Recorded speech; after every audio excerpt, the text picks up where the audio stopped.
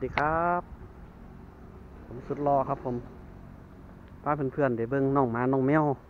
เขาอยู่กันจังไดครับผมหนาห้อนเนี่ยเบิ้งว่าหนาห้อนเนี่ยเขาจะอยู่กันจังไดครับผมบริติดแอร์ติดยังเขานะครับมีแต่พัดลมธรรมชาติเปิดให้เขาวือครับผมเบิ้งดูว่าหนาห้อนเขาอยู่กันจังไดเดี๋ยวเบิ้งดูน้องหมาน้องแมวเจ้าวิวัฒนาการไปฮอดไซแล้วความเป็นอยู่เขาเจ้าเป็นยังได้น้องหมาน้องแมวทายเพื่อนๆได้ชมค่อยๆย่องเข้าไปครับเพื่อนๆนะครับบ้านผมหกจังเลยเด้อนะครับเจอตัวแรกขึ้นน้องแบ็คครับน้องแบ็คมองกล้องโอ้น้องมีหน้าครับผมแบ็คดูหน่อยให้เพื่อนๆเขาดูหน่อยรอขนาด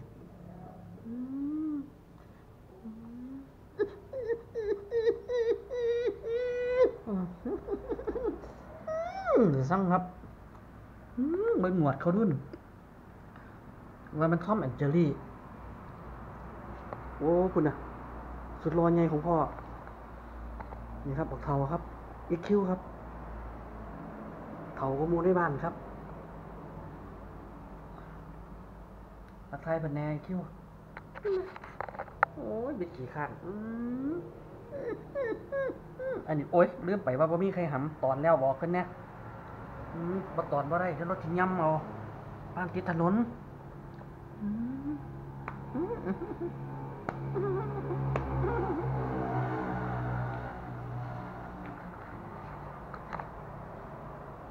อยู่นี่หน้าครับ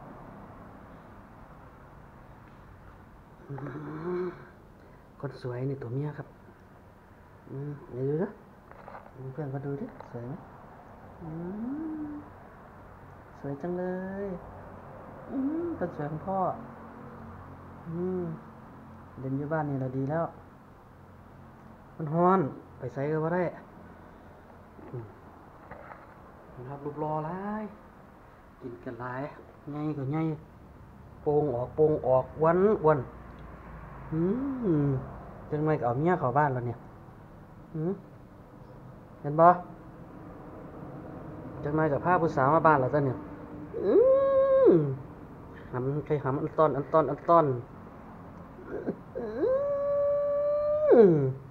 มันเขียวเด้อแบกหางตรงสวยครับสวยเลยครับหางเพิ่นเลี้ยงละม่วนดีครับมีความสุขครับได้หยอกครับเพิ่นได้เล่นกันหยอกกัน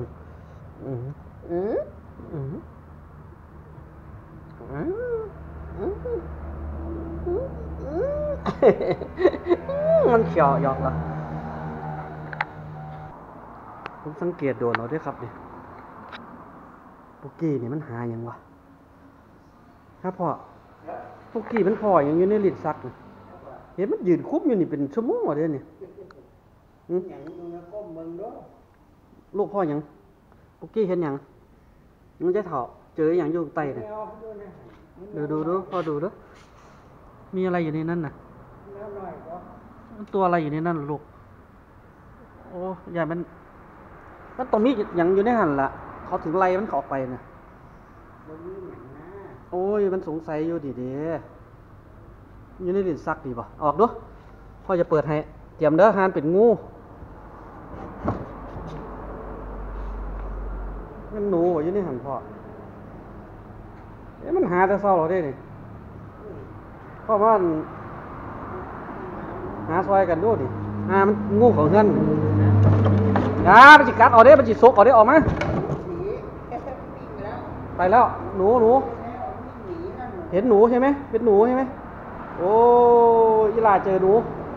โอ้ยยายเท่านี่เก่งเลยจมูกเห็นยืนอยู่นี่โดนเราดิปล่อยเขาลูกปล่อยเขา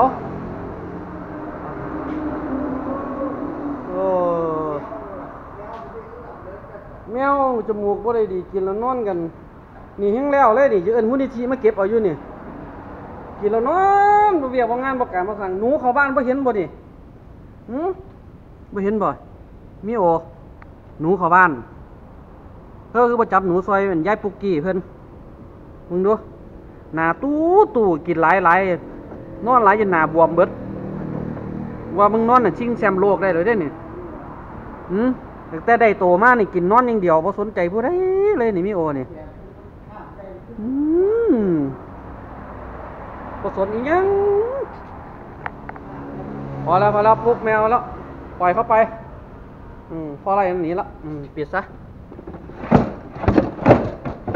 ปิดซะปิดเขาตู้ใหม่เก่าครับ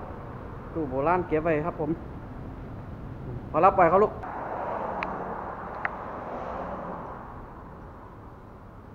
เลี้ยงปลาเล่นครับมันครับเพาะไว้ซื้อนี่แหละครับผมมันออกลูกหลาย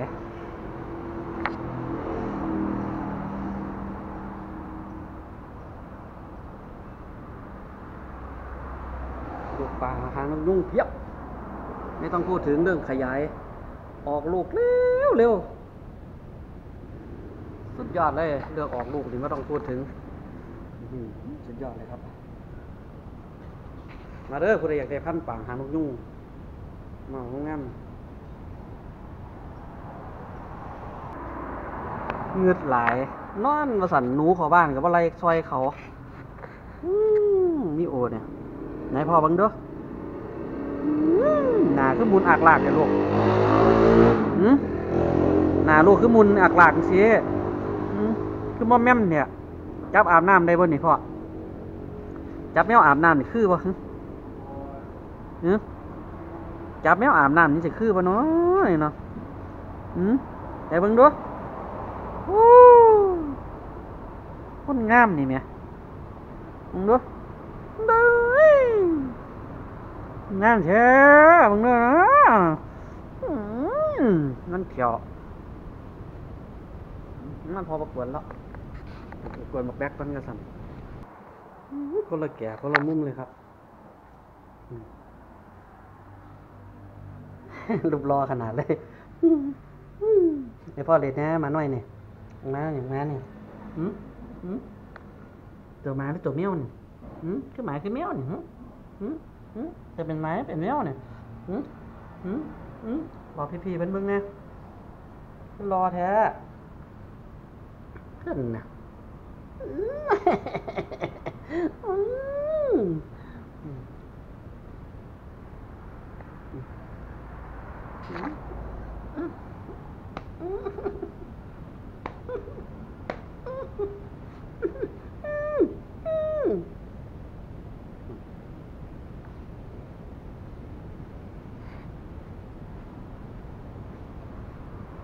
ดูเพื่อนๆเบิ่งดูรอป่ะสุดยอดเลยรอยดีที่อยู่ในบุษสาวมาบ้านบ่ขาดเลยพามาจุกมือเลยอย่าพูดงามรถตอนไม่ได้รถสิบล้อสิยำหมอใหญ่เถ่าเขาวนหาหนูครับ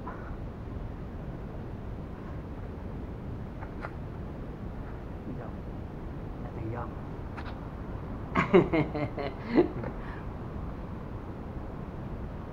วันนี้จะไถนักนี่นอนหนาห้อนเป็นที่แหละครับคนละแก่คนละมุมตามหาน้องตูนครับผมหาน้องตูนยังพออยู่ครับตัวขาวด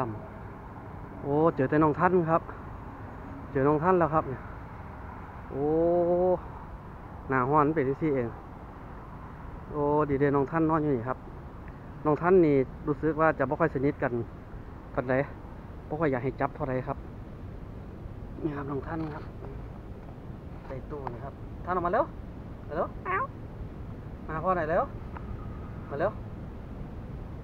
นายพี่ๆเขาดูหน่อยเร็วออกมาหาพ่อมามาเร็วไอ้หมาปล่อยเขานอนซะมันห้อนเขากำลังสบายมีความสุขครับผมไม่อยากรบกวนเขาเป็นใดน้องท่านจะรูปรอขึ้นกันครับหมอเนี่ยหุ่นดีเพี้ยวแต่เป็นพระเอกกันด้วยว่ามันติ๊กเจษดาคนละ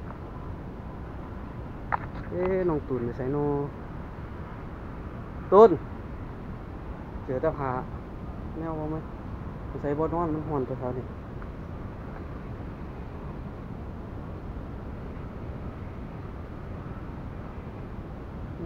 นี่ลงเก็บของครับไปรีนอนใส่นอนลูกชายผมอีกตัวนึงครับเอาง่ายๆเบิ่งบักม่วงก็สิได้กินหมากแล้วครับผมนะครับกำลังออกลูกออกดกอยู่แล้วครับปีนี้ลูกใดแข็งแน่กับทนลูกใดบ่แข็งแน่กับล้นนะครับบักม่วงแก้วเด้อมากินน้ำปลาหวานน้ำกันนะครับนี่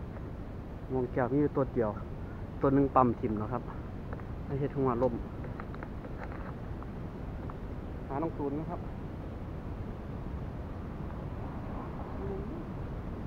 น้องตูนน้องใส่น้อยนะ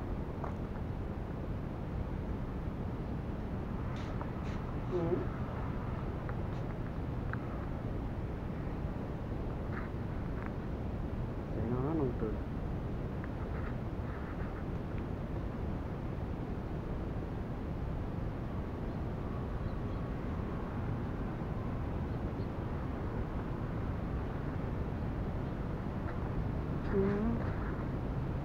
นี่ครับเจอแล้วครับน้องตูนมารีนอนอยู่ผีครับมาแล้วมาหาพ่อมะมาแล้วโอ้มาแล้วมาแล้วมาแล้วโอ้มารีนอนอยู่นี่บ่ลูกปะปะโอ้ยลอยพ่อย่างเมื่อยหาเลยมาแล้วมาโชว์ตัวพี่ๆเป็นเบิ้งนะลูกให้พี่ๆเป็นเบิ้งแน่มารอขนาดไหนลูกชายผมไปพี่เขาดูหน่อยปะโอ้ยมันเย็นมามองนี่ลูกมันเย็นเหรอลูกไม่กลัวเหรอไม่กลัวไอ้งูเงี้ยวเขี้ยวตะขอมันเอาไปเอาสแตกเหรอไม่กลัวงูมันเอาไปสแตกกว่าลูกไปนอนข้างนอกไป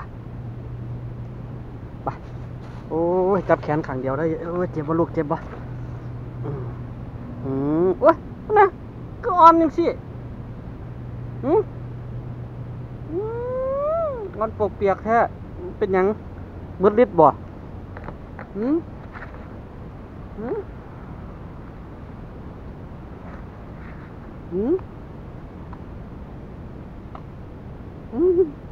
่อนปกเปียกสิลูกจับลงว่างลงอ่อนแต่เสียลงมาดิแม่บ้านนอนปานนั้นบ่ลูกใจเด้อ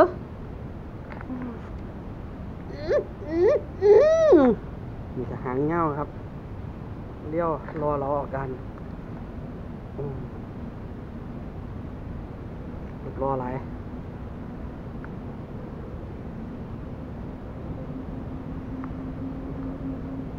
ดูกล้องนะครับพี่เขาดูหน่อย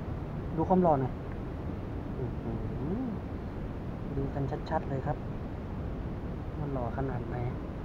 บอกเขาหน่อยว่าเราเป็นตัวผู้ลินทำไรตัวผู้ครับรูปรอที่สุดในโลกเลยว่าสิหาได้ย่างจนเมื่อยนี่แหละครับความสุขเล็กๆน้อยๆนะครับได้เลี้ยงหมาเลี้ยงแมวได้หยอกคนเล่นมีความสุขครับท่านนี่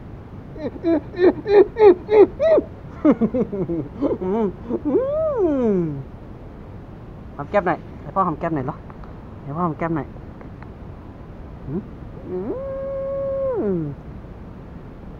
ก็มาเต้ทานี่อะไรนะจะพูดอะไรพูดสิอ้าวปะเล่นบ้านห้องไปเล่นหลังไงปะเล่นกับพี่ๆนะปะเล่นกับพี่แบ็คปะ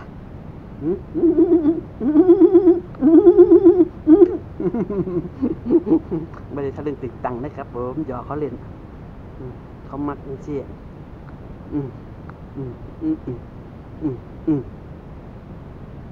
โอ้ยพ่อหยอกสักนี่ละลูกไปนอนไปผมเห็นแล้วเป็นตัวจริงเสียงจริงแล้วรออยู่นี้ขวัญฟ้าหน้าดำ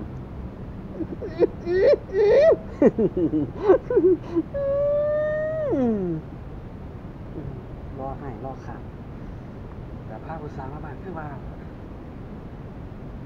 คันละ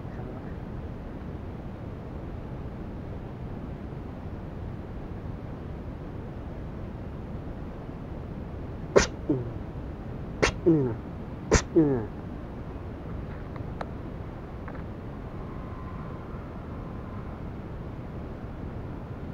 น้ำแห้งครับผม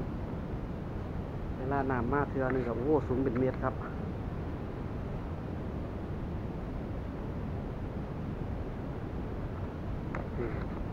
อย่าว่าไร้สาระนะครับเอาให้เพื่อนๆนี่ได้เบิ่ง